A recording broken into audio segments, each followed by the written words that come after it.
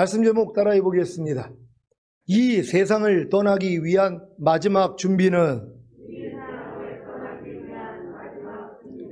지난 한 주간 하나님의 모든 말씀 하나하나이신 그리스도로 옷 입은 사실을 믿고 항상 기도하며 깨어있기에 자기 옷을 지켜 벌거벗고 다니지 아니므로 자기의 부끄러움을 보이지 않고 잘 사셨습니까?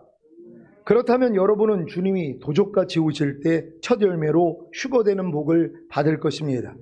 여러분이 첫 열매로 휴거되는 복을 받기 위해서는 반드시 하나님의 모든 말씀 하나하나이신 그리스도로 옷 입은 사실을 믿어야 합니다. 이 믿음은 여러분이 예수님을 믿고 영접함으로 구원과 영생을 얻은 후에 거듭나는 영의 구원과 성령 세례받는 혼의 구원과 성령 충만받는 몸의 구원과 온 영과 혼과 몸의 구원인 전인 구원과 영화의 구원의 확신과 최종적인 구원의 확신을 얻었다면 당연히 가질 수 있습니다. 이것은 마치 땅 속에 심겨진 씨앗이 싹이 나고 이삭이 난 후에 이삭의 충실한 곡식이 되어 추수하는 것과도 같습니다. 물론 추수하기 전에는 반드시 씨앗을 땅 속에 심어야 하고 심겨진 씨앗이 싹을 내야 하고 싹을 낸 씨앗이 이삭이 되어야 하고 이삭이 된 싹이 충실한 곡식이 되어야 합니다. 그래야 추수할 수 있기 때문입니다. 여러분이 이런 과정을 다 거쳐서 지금 탈고 가요 도종한 곡식이 되었다면 당연히 하나님의 모든 말씀 하나하나이신 그리스도로 옷 입은 사실이 믿어지고 그로 인해 첫 열매로 휴거되는 복을 받을 것입니다. 첫 열매로 휴거되는 복이 바로 탈고 가요 도종한 곡식을 모아 하늘 곳간에 드리는 것과 같습니다. 그러니 여러분이 지금 탈고 가요 도종한 곡식이 되었다면 당연히 하나님의 모든 말씀 하나하나이신 그리스도로 옷 입은 사실을 믿고 항상 기도하며 깨어있기에 자기 옷을 지켜 벌거벗고 다니지 아니하므로 자기의 부끄러움을 보이지 않고 잘 사시는 것입니다.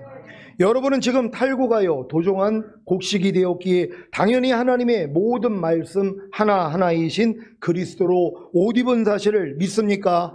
그렇다면 자기 옷을 지켜 벌거벗고 다니지 아니하므로 자기의 부끄러움을 보이지 않고 잘 사시기만 하면 됩니다. 그러면 주님이 도적같이 오실 때 첫 열매로 휴거되는 복을 받으실 것입니다. 제가 지금에 와서야 진작부터 성도님들을 스스로 조심하는 삶을 살게 하기 위해 말이나 행동에 잘못이나 실수가 없도록 사소한 데까지 세심하게 살피는 훈련을 시켜야 했는데 하는 아쉬움이 있습니다. 하지만 주님이 세우신 시온교회와 저를 믿고 따라오신 분들 중에 하나님의 완전한 아들들의 믿음을 가짐으로 속으로 신음하며 양자될 것, 그 우리 몸의 구속을 기다리는 것인 나는 내일 죽노래의 삶을 사는 분들이 있다는 것에 감사할 뿐입니다.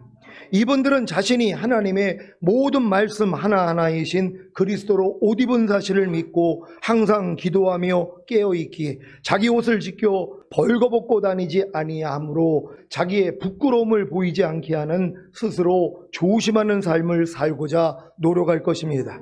그래서 매일 매순간 말이나 행동에 잘못이나 실수가 없도록 사소한 데까지 세심하게 살피는 훈련을 받고 계시는 것입니다.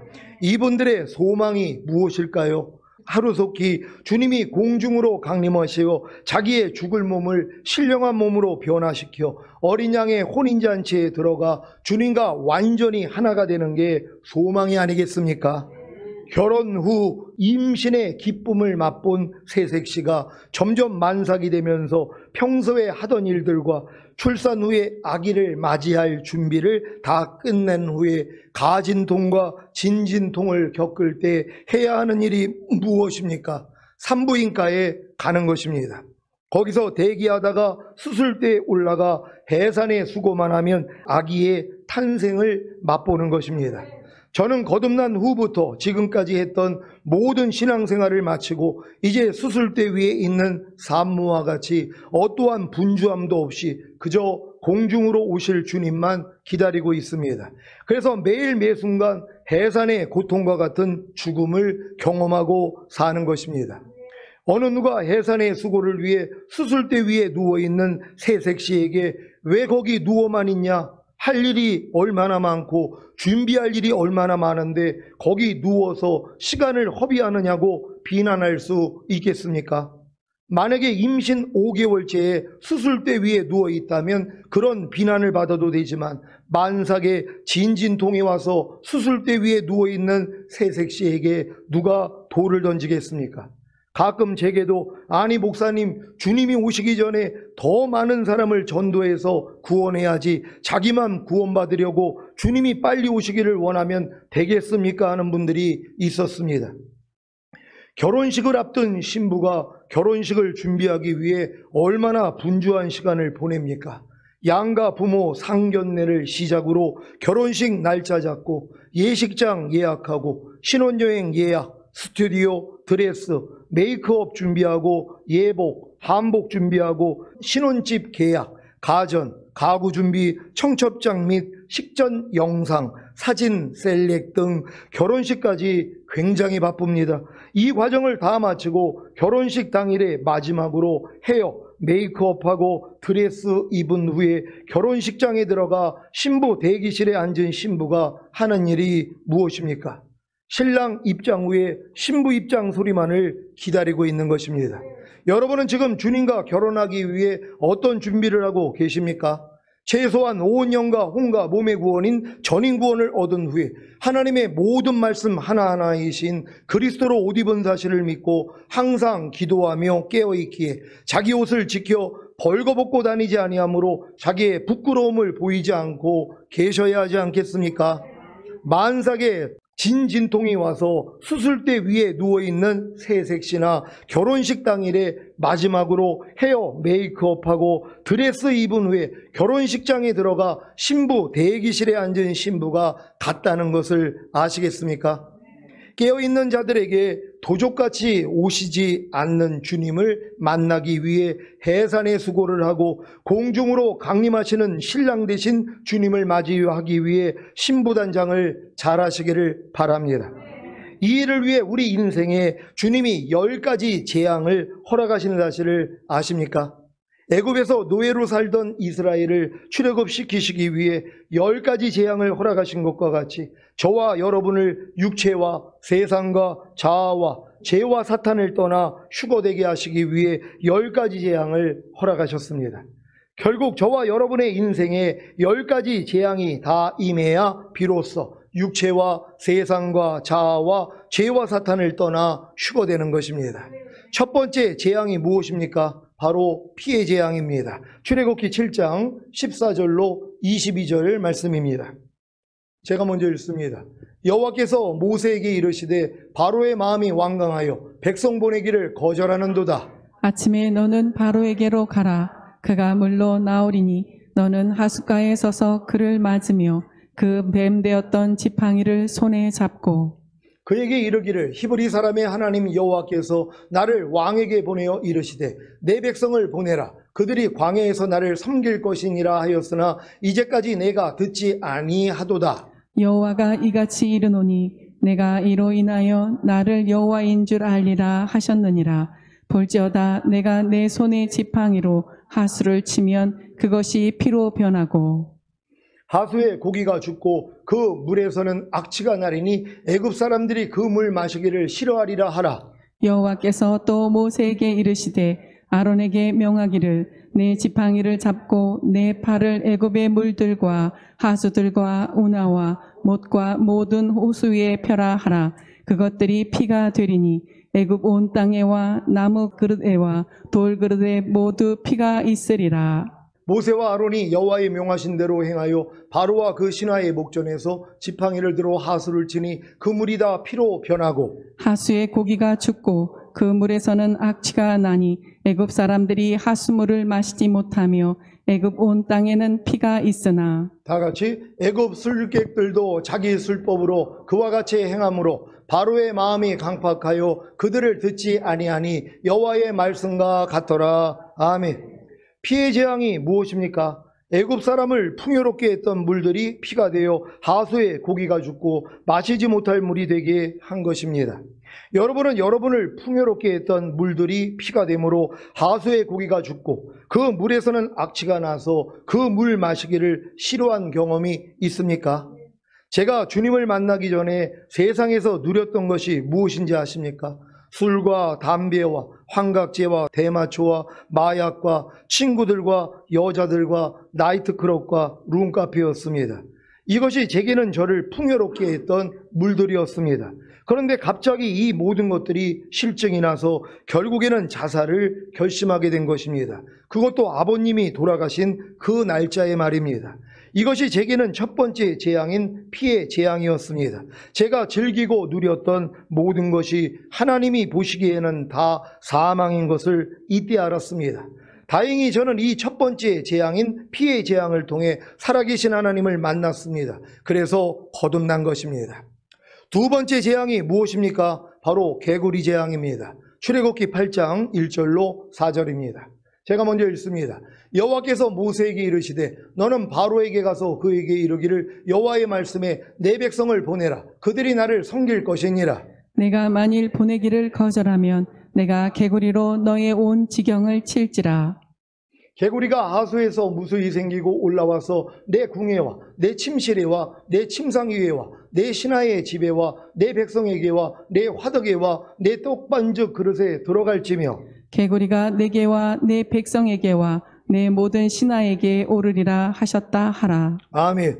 개구리 재앙이 무엇입니까? 징그러운 개구리가 하수에서 무수히 생기고 올라와서 바로의 궁예와 침실에와 침상 위에와 바로의 신하의 집에와 바로의 백성에게와 바로의 화덕에와 바로의 떡반죽 그릇에 들어가며 바로와 바로의 백성에게와 바로의 모든 신하에게 뛰어오르는 것입니다. 여러분은 이런 경험이 있습니까? 저는 거듭난 이후에 제가 그렇게 즐기고 누렸던 모든 것이 징그러운 개구리가 되어 저를 얼마나 괴롭혔는지 모릅니다.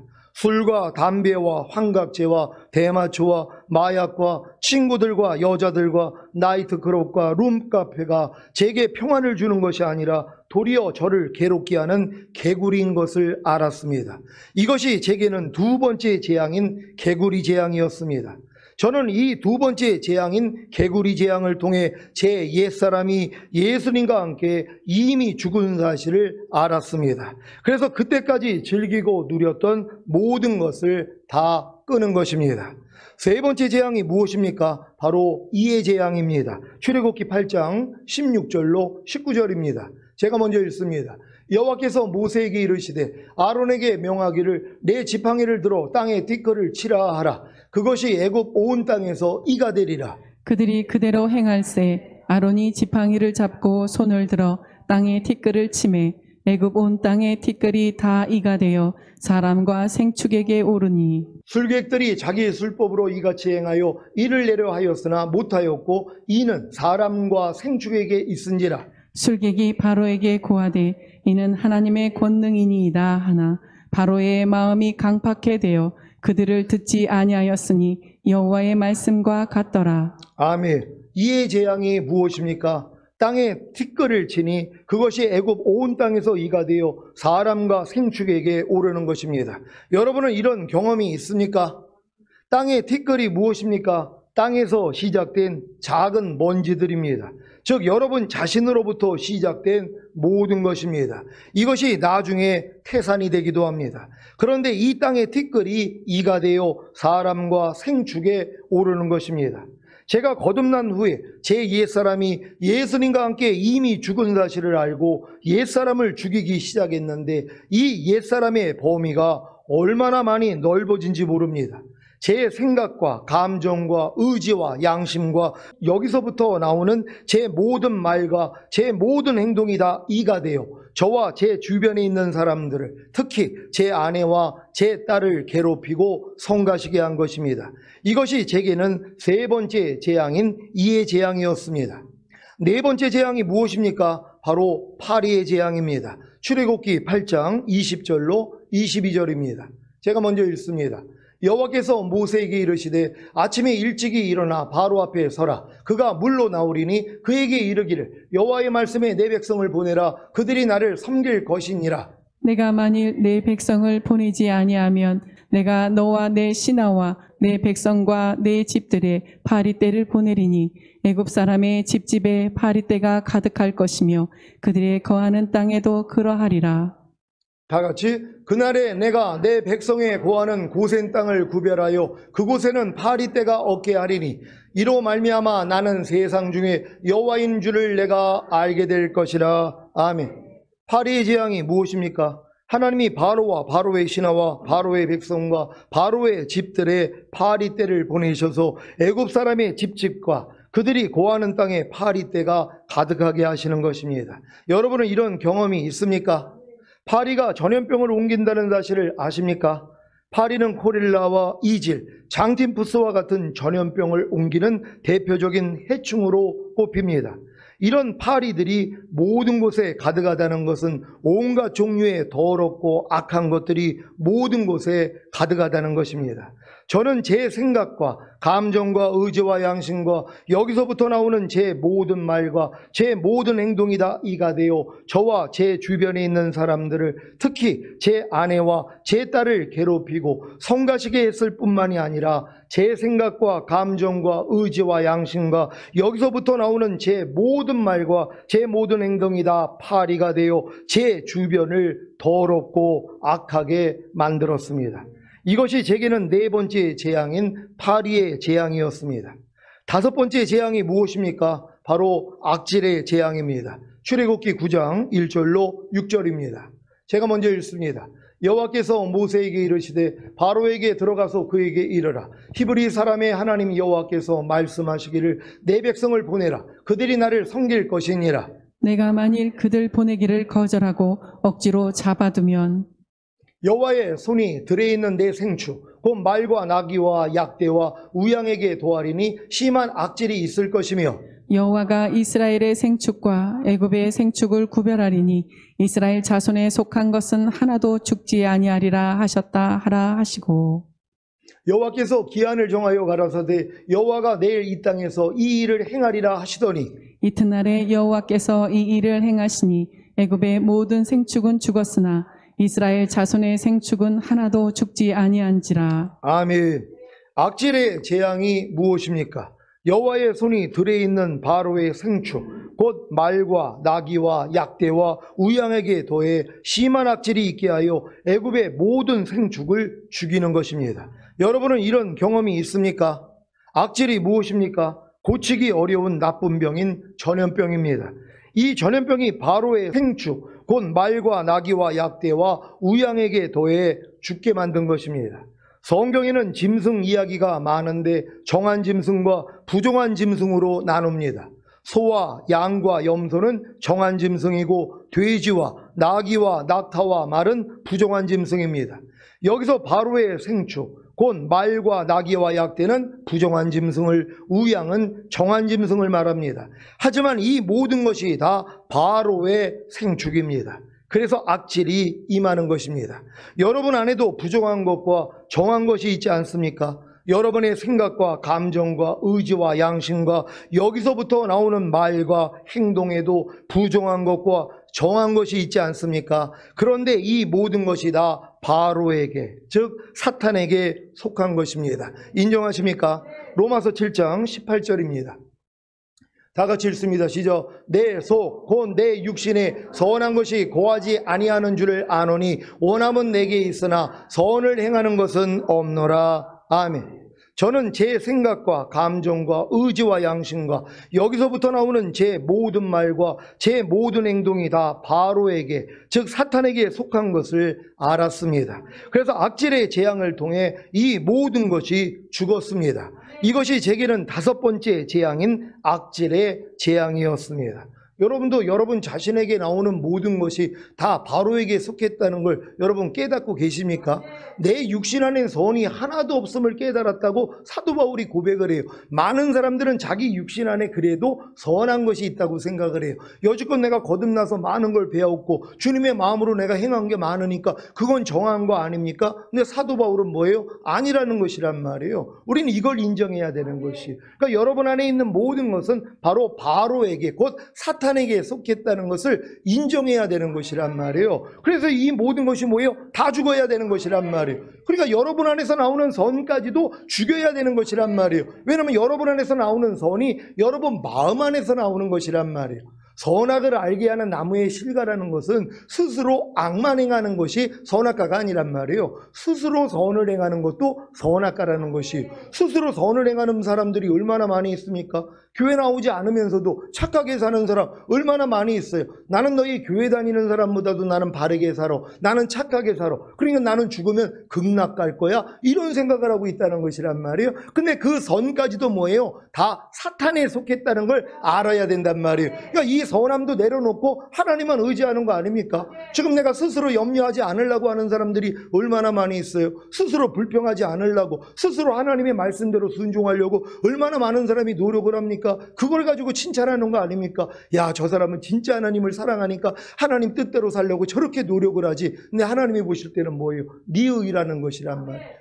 저들이 자기의 의와 자기의 열심으로 하나님을 섬긴다는 것이, 저희가 나를 섬기는 것은 하나님의 지식을 쫓아 행하는 것이 아니라는 것이란 말이에요. 왜? 여러분의 마음은 만물보다 거짓되고 심히 부패해 있단 말이에요. 그 마음으로 지금 하나님을 기쁘시게 하려고 얼마나 많은 노력을 하냔 말이에요. 이게 무너져야 된단 말이에요. 그래야지 뭐예요? 하나님, 나는 아무것도 할 수 없습니다. 나는 스스로 선을 행할 수 없는 존재입니다. 주여 나를 불쌍히 여겨주세요 했더니, 그래 네가 이제 알았구나, 네 마음으로는 안 돼 하고 여러분 마음에 할례를 시켜버린단 말이에요. 여러분의 마음을 죽여버리시고 그리스도 예수의 마음을 갖게 만든단 말이에요. 이게 새 마음이란 말이에요. 이 마음으로 행하는 것만 하나님이 받으시는 거란 말이에요. 내게 사는 것은 그리스도니 너희가 이 마음을 품으라 곧 그리스도 예수의 마음이니. 그러니까 여러분의 마음의 환멸을 느끼기 전에는 절대로 여러분의 마음을 포기하지 않습니다. 왜요? 우리는 자기 마음을 믿는 미련함을 가지고 있기 때문이란 말이에요. 누구든지 다 자기 마음을 사랑하고 있단 말이에요. 그러니까 자기 마음을 믿는 자는 미련한 자라고 성경은 얘기하는 거 아닙니까? 근데 이 마음에서 나오는 모든 것이 부패했다는 걸 깨달은 사람이 뭐예요? 내려놓는단 말이에요. 그러니까 사도 바울조차도 아시아에서 너무 심한 환난을 받으니까 자기 마음으로 살 소망이 끊어지고 자기 마음에 사형 선고를 받았다는 것이란 말이에요. 그래야지 나를 의뢰하지 아니하고 오직 죽은 자를 살리시는 하나님만 의뢰하는 것이란 말이에요. 그러니까 여러분이 지금 내가 항상 기뻐하려고 노력하는 사람들은요, 주님을 의지하지 않는단 말이에요. 내 능력을 의지한단 말이에요. 내가 하려고 돌아간단 말이에요. 하지만 이게 무너져야지 뭐예요. 아, 항상 기뻐하지 않는 죄 때문에 이미 주님이 죽으셨구나, 이 죄를 이겼기 때문에 부활하시고 승천하시고 생명 주는 영이 되셔서 항상 기뻐하라는 말씀으로 이미 나와 하나구나, 이걸 믿고 기뻐한단 말이에요. 이걸 믿을 때 이 믿음을 의로 여겨주신단 말이에요. 그래서 항상 기뻐하라가 저절로 나오게 되는 것이란 말이에요. 이 믿음의 생활을 잘할 수 있는 여러분 되시기를 바랍니다. 여섯 번째 재앙이 무엇입니까? 바로 독종의 재앙입니다. 출애굽기 9장 8절로 11절입니다.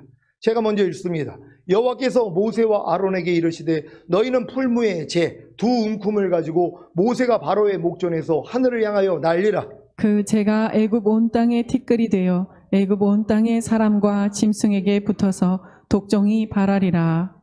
그들이 풀무의 재를 가지고 바로 앞에 서서 모세가 하늘을 향하여 날리니 사람과 짐승에게 붙어 독종이 발하고 술객도 독종으로 인하여 모세 앞에 서지 못하니 독종이 술객들로부터 애굽 모든 사람에게 발하였음이라. 아멘. 독종의 재앙이 무엇입니까? 풀무의 재가 애굽 온 땅에 티끌이 되어 애굽 온 땅의 사람과 짐승에게 붙어서 독종이 발하는 것입니다. 여러분은 이런 경험이 있습니까? 독종이란 모든 독으로 인한 종기입니다. 그런데 이 독종이 이미 타버린 풀무의 재가 애굽 온 땅에 특길이 되어 애굽 온 땅의 사람과 짐승에게 붙어서 발생한 것입니다. 여러분은 다섯 번째 악질의 재앙을 통해 여러분의 생각과 감정과 의지와 양심과 여기서부터 나오는 여러분의 모든 말과 여러분의 모든 행동이 다 바로에게, 즉 사탄에게 속한 것을 알았습니까? 그래서 악질의 재앙을 통해 이 모든 것이 죽었습니까? 그런데 이 죽은 것이, 즉 이미 타버린 풀무의 재가 티끌이 되어 독종이 되지는 않았습니까? 저는 제 생각과 감정과 의지와 양심과 여기서부터 나오는 제 모든 말과 제 모든 행동이 다 바로에게, 즉 사탄에게 속한 것을 안 후에 이 모든 것이 악질의 재앙을 통해 이미 죽었습니다. 그런데 이 죽은 것들이 도로 살아나 제게 독종이 된 것입니다. 그래서 얼마나 괴로웠는지 모릅니다. 이것이 제게는 6번째 재앙인 독종의 재앙이었습니다. 7번째 재앙이 무엇입니까? 바로 우박의 재앙입니다. 출애굽기 9장 18절로 26절입니다. 제가 먼저 읽습니다. 내일 이맘때면 내가 중한 우박을 내리니 애굽 개국 이래로 그 같은 것이 있지 않던 것이리라. 이제 보내어 내 생축과 내 들에 있는 것을 다 모으라. 사람이나 짐승이나 무릇 들에 있어서 집에 돌아오지 않는 자에게는 우박이 그 위에 내리리니 그것들이 죽으리라 하셨다 하라 하시니라. 바로의 신하 중에 여호와의 말씀을 두려워하는 자들은 그 종들과 생축을 집으로 피하여 들였으나 여호와의 말씀을 마음에 두지 아니하는 자는 그 종들과 생축을 들에 그대로 두었더라. 여호와께서 모세에게 이르시되 너는 하늘을 향하여 손을 들어 애굽 전국의 우박이 애굽 땅의 사람과 짐승과 밭의 모든 채소에 내리게 하라. 모세가 하늘을 향하여 지팡이를 들매 여호와께서 뇌성과 우박을 보내시고 불을 내려 땅에 달리게 하시니라. 여호와께서 우박을 애굽 땅에 내리심에 우박의 내림과 불덩이가 우박에 섞여 내림이 심히 맹렬하니 애굽 전국에 그 개국 이래로 그 같은 것이 없던 것이라. 우박이 애굽 온 땅에서 사람과 짐승을 물어나고 무릇 밭에 있는 것을 쳤으며 우박이 또 밭의 모든 채소를 치고 들의 모든 나무를 꺾었으되 다 같이 이스라엘 자손에 거한 고센 땅에는 우박이 없었더라. 아멘. 우박의 재앙이 무엇입니까? 생축과 들에 있는 사람이나 짐승이 집에 돌아오지 않으면 우박이 그 위에 내려 죽게 되고 밭의 모든 채소를 치고 들의 모든 나무를 꺾는 것입니다. 여러분은 이런 경험이 있습니까? 우박은 비가 될 물방울이 공중에서 갑자기 찬 기운을 만나 얼어 떨어지는 백색 덩어리입니다. 그런데 이 우박이 생축과 들에 있는 사람이나 짐승 위에 내려 죽이고 밭의 모든 채소를 치고 들의 모든 나무를 꺾는 것입니다. 하지만 집안에 있는 생축과 사람과 짐승은 죽지 않고 살았습니다. 비가 될 물방울은 생명을 주는데 공중에서 갑자기 찬 기운을 만나 얼은 우박은 사망을 줍니다. 여러분에게 하나님의 모든 말씀은 생명을 줍니까? 아니면 사망을 줍니까? 여러분이 그리스도 아닌 집안에 거한다면 생명을 주지만 그리스도 아닌 집안에 거하지 않는다면 사망을 주는 것입니다. 저는 7번째 재앙인 우박의 재앙을 통해 하나님의 모든 말씀에 순종하지 못하는 제 모든 것이 사망을 당하는 심판을 받았습니다. 하나님의 모든 말씀에 순종하지 못하는 제 생각과 감정과 의지와 양심과 여기서부터 나오는 제 모든 말과 제 모든 행동이 다 사망을 당하는 심판을 받은 것입니다.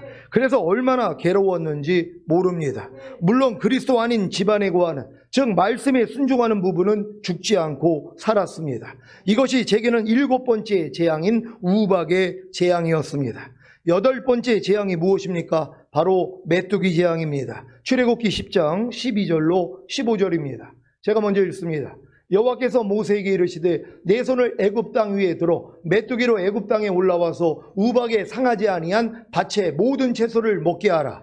모세가 애굽 땅 위에 그 지팡이를 들매 여호와께서 동풍을 일으켜 온 낮과 온 밤에 불게 하시니 아침에 미쳐 동풍이 메뚜기를 불어들인지라. 메뚜기가 애굽 온 땅에 이르러 그 사방에 내림에 그 해가 심하니 이런 메뚜기는 전에도 없었고 후에도 없을러라.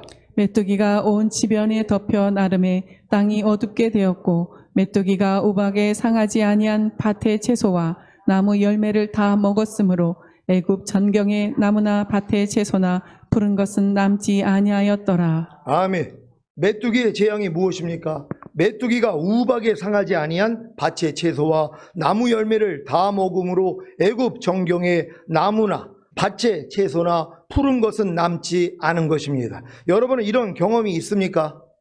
제가 7번째 재앙인 우박의 재앙을 통해 하나님의 모든 말씀에 순종하지 못하는 제 생각과 감정과 의지와 양심과 여기서부터 나오는 제 모든 말과 제 모든 행동이 다 사망을 당하는 심판을 받았음에도 불구하고 남겨진 것들이 있었던 것을 아십니까? 그래서 하나님의 모든 말씀 하나하나에 대해 순종하지 못하고 여전히 육신대로 삶으로 죽어있고 영으로 몸의 행실을 죽이지 않고 있는 모습까지도 다 사망에 이르는 심판을 받은 것입니다. 그래서 얼마나 괴로웠는지 모릅니다. 이것이 제게는 8번째 재앙인 메뚜기의 재앙이었습니다. 9번째 재앙이 무엇입니까? 바로 흑암의 재앙입니다. 출애굽기 10장 21절로 23절입니다. 제가 먼저 읽습니다. 여호와께서 모세에게 이르시되 하늘을 향하여 내 손을 들어서 애굽 땅 위에 흑암이 있게 하라. 곧 더듬을 만한 흑암이리라. 모세가 하늘을 향하여 손을 들매 캄캄한 흑암이 3일 동안 애굽 온 땅에 있어서 다 같이 그동안은 사람이 서로 볼 수 없으며 자기 처소에서 일어나는 자가 없으되 이스라엘 자손의 고하는 곳에는 광명이 있었더라. 아멘. 흑암의 재앙이 무엇입니까? 깜깜한 흑암이 3일 동안 애굽 온 땅에 있어서 그동안은 사람이 서로 볼 수 없으며 자기 처소에서 일어나는 자가 없는 것입니다. 여러분은 이런 경험이 있습니까? 제가 4번의 허물을 벗은 애벌레가 되어 번데기 상태로 들어갔을 때 지금까지 제 이성과 감정으로 경험했던 주님을 전혀 보지도 듣지도 생각지도 못했던 죽음의 경험이 있었습니다. 이것이 제게는 흑암의 재앙이었습니다. 물론 이때도 이스라엘 자손의 고하는 곳에는 광명이 있었던 것처럼 주님의 광명 가운데 광명을 보는 경험도 했습니다. 시편 36장 9절입니다. 다 같이 읽습니다. 시작. 대저 생명의 원천이 주께 있사오니 주의 광명 중에 우리가 광명을 보리이다. 아멘. 제가 흑암의 재앙인 번데기 상태가 되었을 때 주님이 제 영이 가난하다는 것으로부터 시작해서 제가 부자라 부유하여 부족한 것이 없다고 했던 교만과 제 공고한 것과 가련한 것과 가난한 것과 눈먼 것과 벌거벗은 것을 보게 하셨고 제가 가난한 자들과 병신들과 소경들과 저는 자들 중에 하나인 것을 드러내시고 광명한 대로 나오게 하신 것입니다. 욥기 12장 22절입니다. 다 같이 읽습니다. 시작. 어두운 가운데서 은밀한 것을 드러내시며 죽음의 그늘을 광명한 대로 나오게 하시며 아멘. 여러분 이런 경험을 하고 계십니까? 여러분 제가 이 배추 흰나비 애벌레를 주님이 이제 예화로 들어주시면서 제 신앙 여정을 설명해 주셨단 말이에요. 그러니까 배추 흰나비 애벌레가 이제 애벌레가 되기 전에는 알 상태가 됐단 말이에요. 그게 이제 생명을 품고 있는 단계, 주님을 영접한 단계예요. 여기서 애벌레가 나온단 말이에요. 이게 거듭난 수준밖에 안 돼요. 그 애벌레가 4번의 허물을 벗는다 그랬잖아요. 4번의 허물을 벗을 때마다 죽음을 경험하는 것이란 말이에요. 허물을 벗을 때는 아무것도 못한단 말이에요. 그러니까 여러분도 지금 신앙생활이 여러분들이 알 단계에서 지금 알 상태로 있는 분들도 있겠지만 여기서 벗어난 분들이 있단 말이에요. 바로 거듭난 분들이에요. 이분들이 애벌레가 되어 있는 것이란 말이에요. 근데 4번의 허물을 벗어야 돼요. 성령 세례받는 혼의 구원, 성령 충만받는 몸의 구원, 영과 혼과 몸의 구원인 전인 구원, 영화의 구원의 확신과 최종적인 구원의 확신, 여기까지 온 것이 뭐예요? 4번의 허물을 벗은 거예요. 최고의 수준이란 말이에요. 그러니까 이게 최고인 줄 알았던 거예요. 그 다음은 뭐라고요? 번데기 상태로 들어가야 된단 말이에요. 여지껏 여러분이 이성으로 감정으로 알았던 주님을 주님이 그냥 깜깜하게 만들어 버리세요. 더 이상 하나님이 자기를 사랑하는 자들을 위해 예비하신 모든 것은 눈으로 보지 못하고 귀로도 듣지 못하고 사람의 마음으로 생각지 못하게 하였다. 이 경험을 시켜주신단 말이에요. 그러니까 놀라는 거예요. 아니 하나님 예전에 내가 말씀만 보고 기도만 해도 하나님의 음성을 듣고 하나님의 임재를 경험했는데 하나님 이게 뭡니까? 여기까지 가야 된단 말이에요. 이게 주님이 바로 십자가 지기 전에 3번을 간구하잖아요. 할만하시거든 이 잔을 내게서 옮겨달라고 하신 거 아닙니까? 왜? 죽음을 경험해야 되기 때문에 하나님이 여러분을 번데기 상태로 집어넣어야 된단 말이에요. 여기서 애벌레의 모습이 다 사라지는 것이에요. 그리고 나비의 모습만 남는단 말이에요. 그리고 찢고 나왔더니 뭐예요? 나비가 되는 것이에요. 나비는 뭐예요? 더 이상 배춧잎을 못 먹는다는 것이란 말이에요. 오직 꿀을 먹는단 말이에요. 여러분의 삶이 완전히 바뀌어지는 거예요. 이건 오직 그리스도로만 사는 사람이 되는 것이란 말이에요. 이 단계로 여러분을 끌어들이신 거에 대해서 감사할 수 있는 여러분 되시기를 바랍니다. 10번째 재앙이 무엇입니까? 바로 장자의 재앙입니다. 출애굽기 11장 4절로 8절입니다. 제가 먼저 읽습니다. 모세가 바로에게 이르되 여호와께서 이같이 말씀하시기를 밤중에 내가 애굽 가운데로 들어가리니 애굽 가운데 처음 난 것은 위에 앉은 바로의 장자로부터 맷돌 뒤에 있는 여종의 장자까지와 모든 생축에 처음 난 것이 죽을지라. 애굽 전국에 전무후무한 큰 곡성이 있으리라. 그러나 이스라엘 자손에게는 사람에게나 짐승에게나 개도 그 혀를 움직이지 않으리니 여호와가 애굽 사람과 이스라엘 사이에 구별하는 줄을 너희가 알리라 하셨으니. 다 같이 왕이 이 모든 신하가 내게 내려와서 내게 절하며 이르기를 너와 너를 쫓는 온 백성은 나가라 한 후에야 내가 나가리라 하고 심히 노하여 바로에게서 나오니라. 아멘.